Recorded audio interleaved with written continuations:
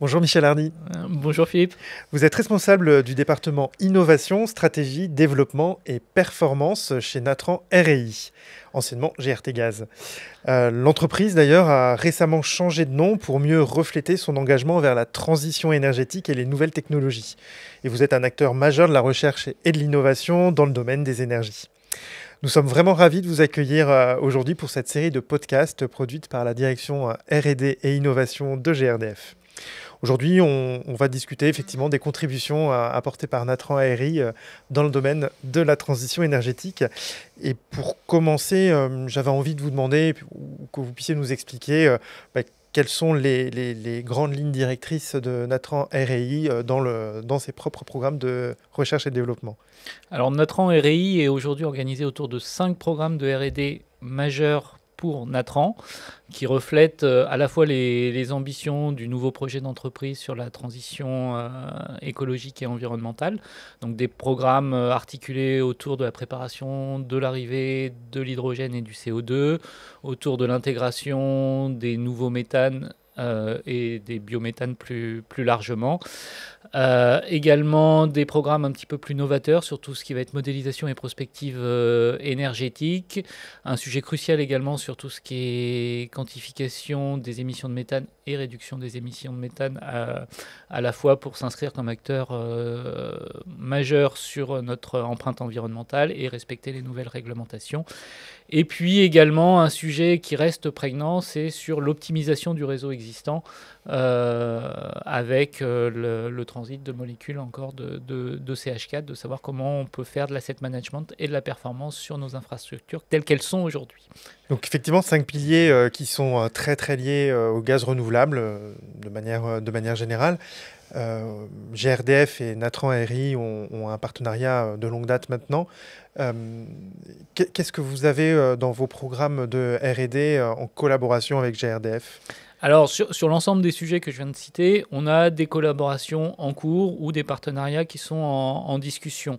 Alors, historiquement, on travaille pour GRDF autour de tout ce qui va concerner l'intégrité de son réseau, qu'il soit en polyéthylène, où on a une expertise reconnue internationalement et sur lequel on intervient pour soit développer des nouveaux matériaux capables de supporter des nouvelles molécules type H2 ou du biométhane un peu moins traité, mais également sur tout ce qui est appui aux performances résiduelles des réseaux les plus anciens pour savoir si on peut ou pas prolonger leur durée de vie. Donc ça, c'est sur l'aspect très historique.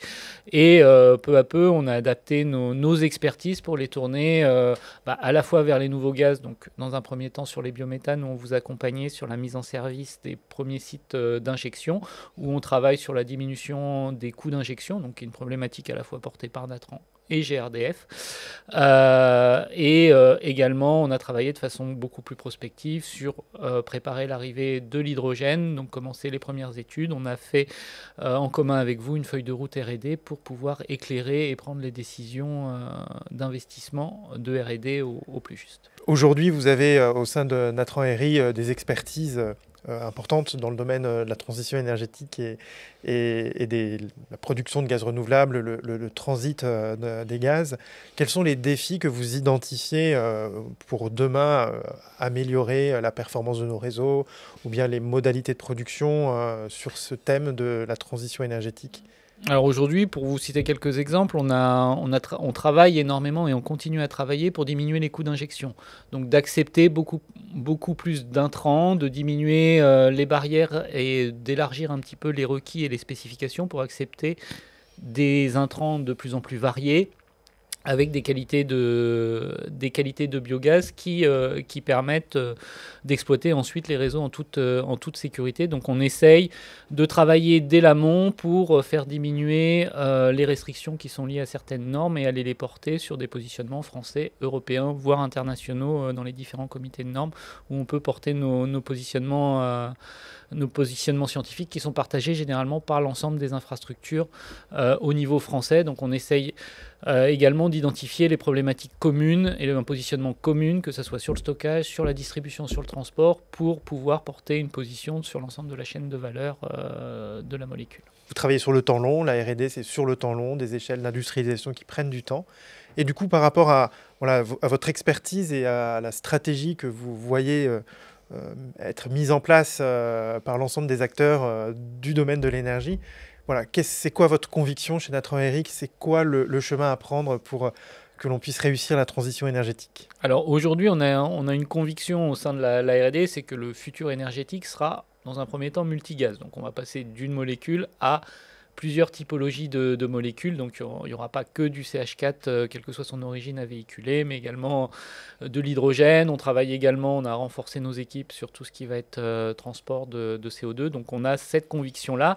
Et on va passer également de quelque chose qui est plutôt unidirectionnel en termes de flux. Donc historiquement, haute pression vers la basse pression, à des choses qui sont déjà en service, avec notamment les rebours liés à l'injection de biométhane, à du gaz qui va transiter par différents vecteurs et par différents cheminements. Donc il nous faut dès à présent adapter notre réseau, nos outils de pilotage, que ce soit ceux de transport ou ceux de distribution, pour s'adapter à cette flexibilité-là.